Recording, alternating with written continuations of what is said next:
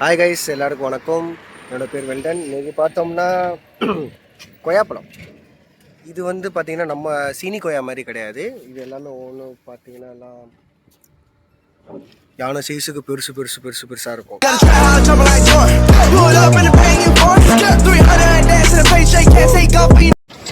இது என்ன பனிக்காலமாக என்னன்னே தெரியல. வெயில் இந்த கொளுத்துது.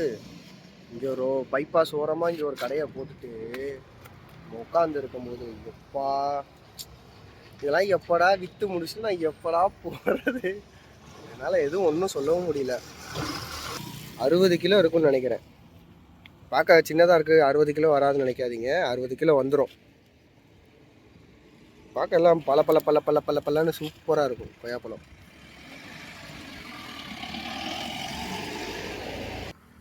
இம்போர்ட்டட். அதுமாதிரி சாப்பிட்றதுக்கும் டேஸ்ட்டாக இருக்கும். உள்ள இந்த கலரில் தான் இருக்கும், பிங்க் கலரில்.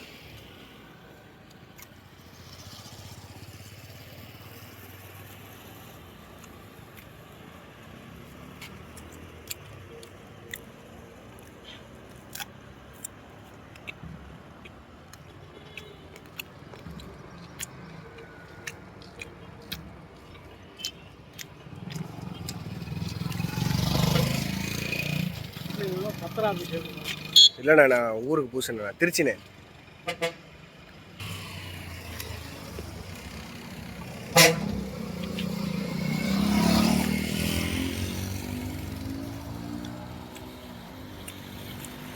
இந்த இது என்னன்னா வரவங்களுக்கு வந்து வெட்டி கொடுக்குறது.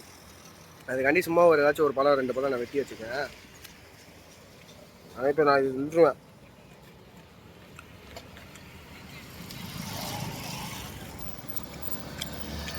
வரவங்க எல்லாருமே என்ன எதிர்பார்க்குறாங்கன்னா பழம் இனிப்பா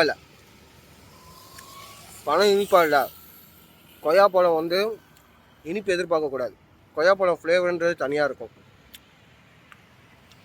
கொய்யாப்பழத்தில் இந்த நீர் சத்துன்றது அதில் அதிகமாக இருக்கும். அதே மாதிரி சுகருக்கு ரொம்ப நல்லது. ஆனால் நம்ம வச்சுருக்க பார்த்தீங்கன்னா நாட்டு கொய்யா கிடையாது, ஹைப்ரிடு. இதுவும் சாப்பிட்லாம்,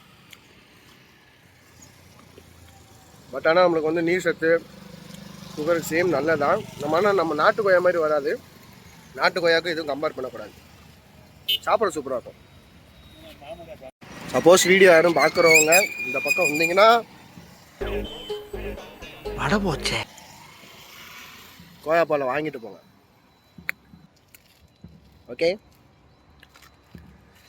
வெயில் தான் வந்து இது பனிக்காலம்.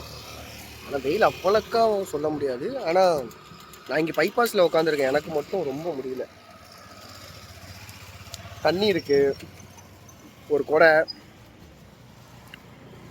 அதுக்கப்புறமேட்டு கத்தி, டெராஸ். சாப்பாடு மத்தியானம் நம்ம ஏதாச்சும் நம்ம பார்த்துக்க வேண்டியதா, வேறு என்ன,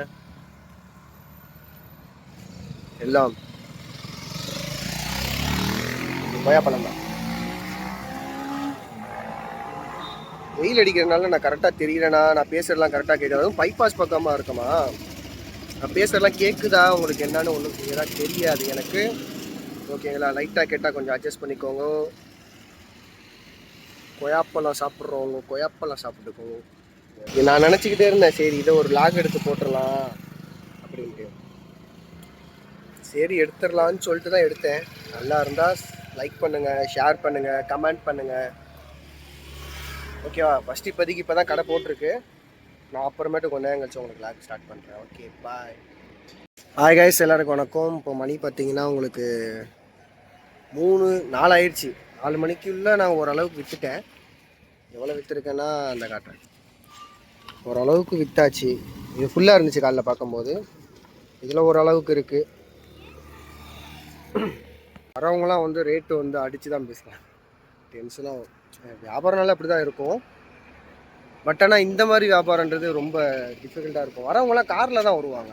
காரில் வந்துட்டு இவ்வளோ ரேட்டா, ஐயோ அவரா பயங்கரமான ஆளாச்சு, அவரா பயங்கரமான வராச்சே அவர்களும் கொஞ்சம் ஜாக்கிரதையா இருங்கப்பா அப்படின்னு சொல்லுவா. அந்த மாதிரி சொல்லிட்டு போயிடுவாங்க. இது வந்து ஸ்கூல் வர விட்டுருச்சு. அதான் பசங்க சின்ன சின்ன பொண்ணுங்களாம் பசங்களாம் போகிறாங்க. ஓகே, இன்னும் எப்படியும் மணி என்ன 3:54 4னா இன்னும் 2 மணி நேரம், மேக்ஸிமம் 6 மணி வரையும் தான் இங்கே போகும். அதுக்கப்புறம் யாரும் அவ்வளோக்கா வந்து போகாது. அதுக்கப்புறம் பார்த்துக்கலாம். ஓகே, உங்களுக்கு எடுத்து வச்சதுக்கப்புறமேட்டு உங்களுக்கு ஸ்டார்ட் பண்ணிக்கிறேன். ஓகே, பாய்.